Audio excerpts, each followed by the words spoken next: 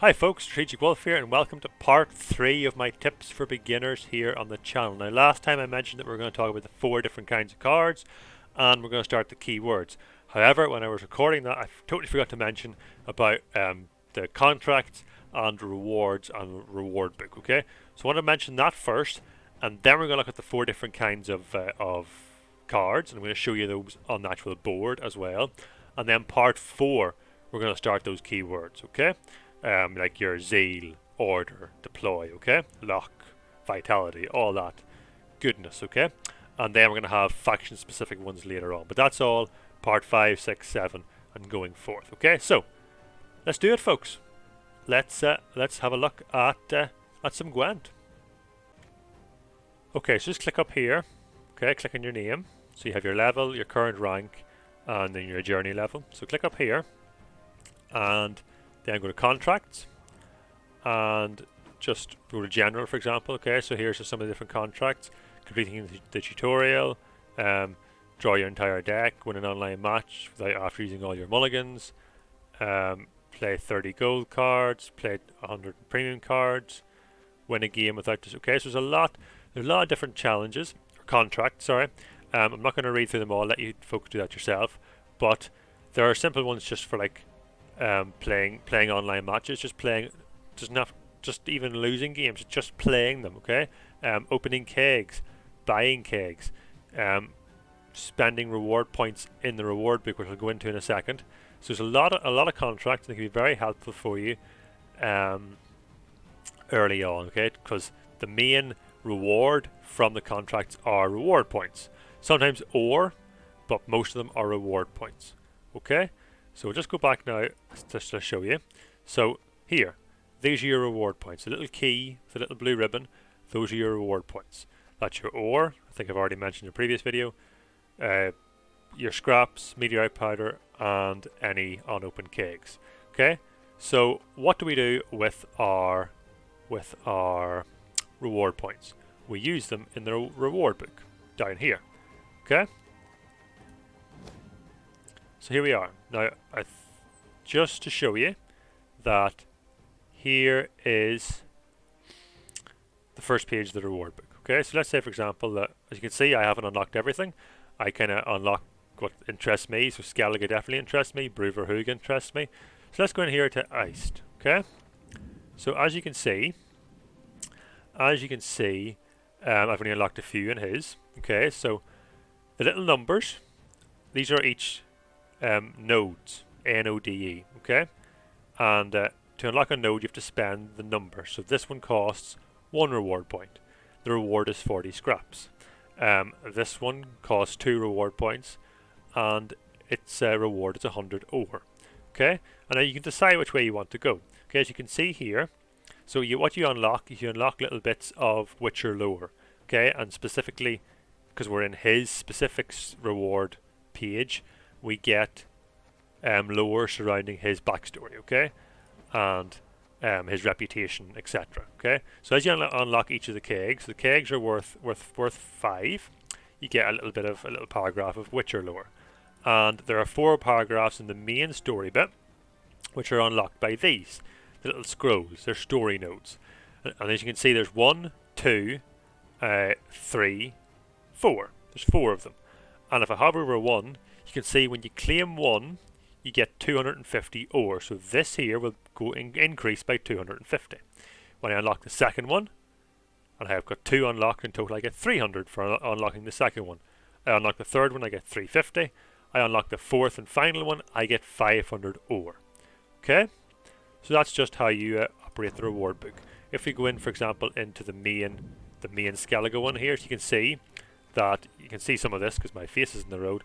But they're just, so the main lore about Skellige, smattering of rocks, etc, etc. And as you unlock the caves, you get a little bit, so it talks all about the gods, talks about the different clans, and it talks about Skellige's connection to nature, okay? It just gives you a little bit of Witcher lore, okay, which is actually very interesting, okay? So, now that we're using our reward points to unlock different things, so we might unlock meteorite powder, we unlock scraps, we know what they are for. They are for crafting cards, okay? Scraps and meteorite powder are needed for premium cards, simply scraps for non-premium cards. Keg, so ultimate kegs, it's just another unopened keg which you can open in Shoop Shop. And then you can, of course, get ore. So what's the ore for? Ore, we jump into the shop. Ore is... I need to move my head. Give me 1 second. Right, I'm back. So, card kegs. So we have meteorite powder, ornaments, packs. Most of these things cost real money, okay? And you're not going to want to spend real money, okay? Especially if you're a beginner. But you can spend your ore, okay? Go into card kegs. So here you can see we have ultimate kegs. Now these used to be called base set kegs. Basically they're just all the can contain any of the cards in the entire collection in the entire game. So it could be from any faction or neutral factions or anything. Okay, and then you have your 6 different factions. So faction specific kegs. So these only have Northern Realms kegs, or sorry, cards. These only have Skellige cards. And then we have our expansion ones. So Crimson Curse expansion, Novigrad, Iron Judgment, Merchants of Fear, Master Mirror. Okay, so if you want to focus on a specific faction, you can spend maybe 300 ore to get 3 Nilfgaard kegs. Or if you want to keep more of a spread and a variance in your collection, just even go down the list. So each time you get, say you get 100 ore, buy a Northern Realms one. Next time you get 100 ore, buy the Nilfgaard one, and just keep going down and go back to the start. And also as well, throw in a few ultimate. They used to be called base set, now they're called ultimate, because that's where you're going to get your neutral cards. Okay, and yeah, okay, that's just what I wanted to mention. So now let's jump into the deck builder and look at the 4 different kinds of cards. Sorry, just before we do jump into the deck builder, let me mention one last thing about rewards. So journey. A journey is a new thing. It's now in its 2nd stage. It's now a Vesemir and Ciri's journey. It was Geralt and Dandelions. Now, you can unlock premium for extra cosmetics, but even I don't do that, okay? And you as a beginner are unlikely to do so, okay? I only spend real money on expansion packs like Hearts of Stone and Blood and Wine and Witcher 3 Wild Hunt, etc. Okay? But even the standard, if you look at the standard, it unlocks quite a few avatars, but quite a lot of reward points, okay? To speed up your journey leveling up, check out the current journey quest you have, because completing it gives you 20 to help level up, and it unlocks you more reward points for reward book. Okay, and the one last thing I'll mention before we jump into the deck builder is quests, so your daily quests. So I currently have these 3, so if I complete this one and this one, I get 100 ore combined, and that, hey, is another keg in Shoop Shop, which is beneficial to me if I'm a beginner. Well, it's beneficial to me as well, even as somebody who's not a beginner, but it all adds up. And this one will give me 2 reward points, which is 2 more reward points for my reward book, which could be another 100 ore, which could be another keg in Shoop Shop. Okay, so it's all beneficial, always beneficial to check out what your current daily quest is, and also the journey quests. Okay, and don't fear, even as a beginner, as I said, you all automatically unlock the standard of the journey quest. Okay, so now let's jump in the deck builder. Okay, so the 4 different kinds of cards are units, specials, artifacts, and stratagems. Okay, now if we look at our little filters here for card types, you can see that you can look specifically at those 4 different kinds. Okay, now units are placed on the board. Mainly, you place your units on your side. A few units you can place on the opponent's side. They're called spies, which we'll look at in the future. But all units are placed on the board. Some simply add points. They all add a number of points. Some simply just add points. Okay. Some of them add points and interact with units on your side, either to boost them or something.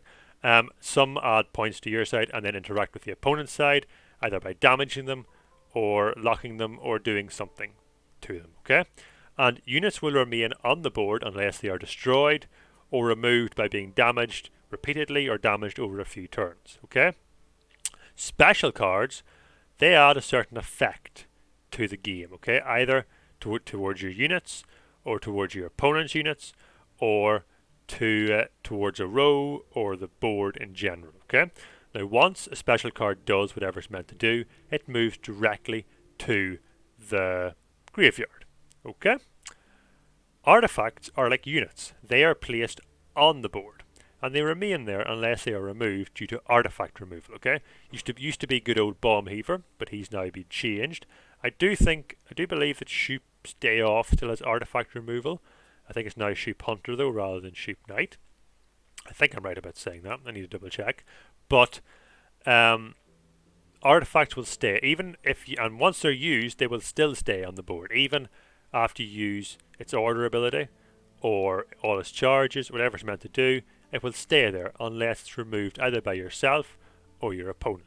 Okay? And last but not least, stratagems.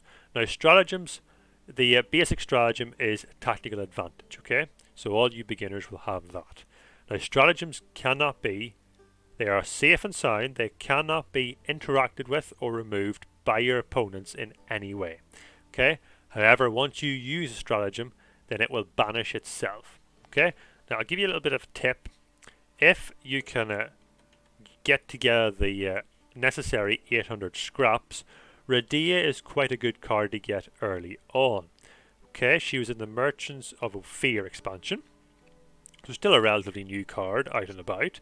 But if you're starting off brand new now, she could be quite a good investment for you, because even if you don't have stratagems unlocked, she can get you access to some of them. So for example, if you deploy her on the melee row, she spawns your faction stratagem. So whatever faction you're playing as, Northern Realms, Syndicate, whatever, she spawns your faction stratagem, not the stratagem that you have attached to your deck, not tactical advantage, or if you have some stratagems unlocked, your faction stratagem. So I've mentioned, I think before in a previous video, that each faction has a specific stratagem.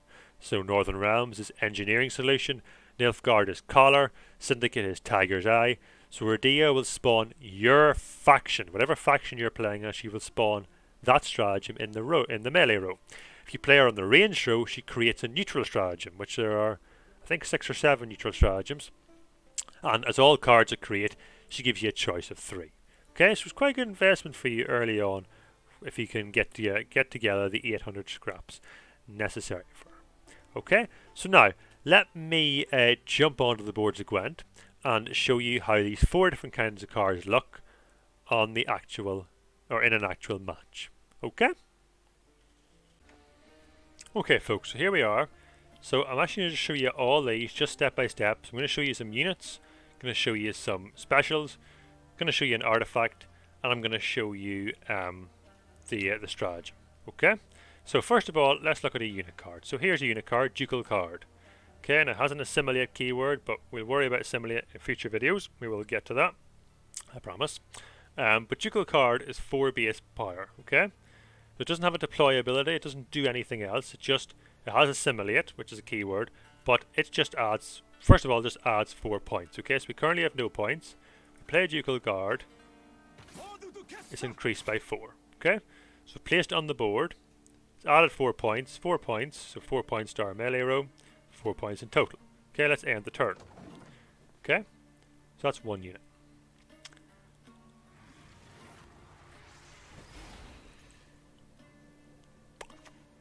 And then we will play another one. We will play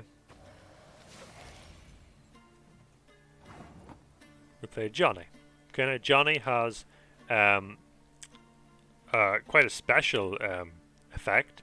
But we're not going to really worry about that. We're just going to play Johnny first of all. I'm going to play him here. It's going to add 4 more points to our board. So there we go. 8 points. Now it will decrease because we now have bleeding, but we played him, placed him on the board. He's a unit. We placed him on the board, and we've added more units, added more units, another unit, and added more points to our board. Okay. So we've now played 2 units. So next we're going to play a special card. Okay.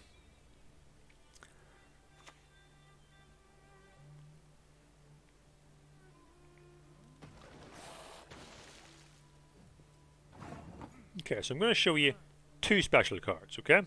Maybe 3. Okay, so now we currently have nothing in our graveyard, it's empty. Okay? But once I play a special card, it does its effect and it will move to the graveyard. Okay, so let's have a little look. So this Johnny's now damaged. He's a very special effect Johnny, because when we play special cards he damages a random enemy unit by 2. So we'll try and keep Johnny alive. So let's use a special card that can interact with our side of the board. So Tourney Joust. Now Tourney Joust is actually a very special card because it can interact with both sides. So we can remove an enemy unit's shield and damage it by 4, or give an ally unit a shield and boost it by 4. So we're going to use this to interact with our side and save little Johnny's life. There we go. Okay. Now, as you can see, look at the graveyard now, right click, Tourney Joust has moved to the graveyard. So, it did its thing. Johnny was at 2 PS power. It boosted him by 4 up to 6 and give him a shield. Okay? And then it moved directly to the graveyard. Okay? Let's end the turn. And then we're going to play another special. We're going to play Assassination next and damage an enemy unit on the side. There's Beast. Okay? Okay, so Assassination, damage a unit by 6, decrease the damage by 1 for each unit adjacent to it. So we're going to aim for Beast. Beast has 1 unit adjacent to it, so it's going to decrease our damage by 1. So Assassination is going to hit for 5. So we should knock Beast down to 1 strength, and Assassination should move straight to the graveyard. Okay, so let's do it. There we go. And yeah, Assassination has moved into the graveyard. Okay, end the turn.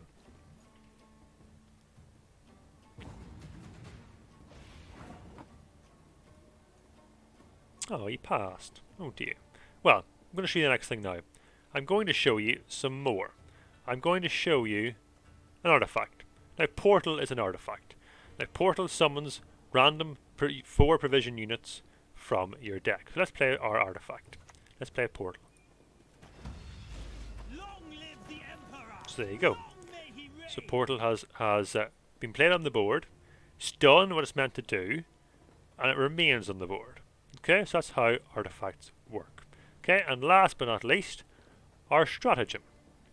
So our stratagem boosts an ally unit by 5 and banish self. So let's boost up Ducal Guard. There we go. Okay, so that's it, folks. So those are how units look on the board, how special cards interact with the board and move directly to your graveyard, how artifacts are played and remain on the board even after being played, and then how your stratagem is used and then banishes itself. Okay, so that's the 4 kinds of cards. Okay, now that's it for today. I hope that you found this useful. If you did, please leave a like, please hit subscribe. Part 4, we're going to start the keywords, okay? We're going to look at the neutral cards first of all. We're going to start looking at those keywords like deploy, order, zeal, okay, etc., etc. Lock, bleeding, vitality, all that. And then we're going to map up all those keywords in future videos with faction-specific ones, so a Northern Realms video, especially because each faction also has specific keywords. For example, Northern Realms has Formation, Skellige has Bloodthirst, okay? And Syndicate has Fee, for example, okay? So, join me next time for that. Until next time, stay safe, folks. Thanks for watching.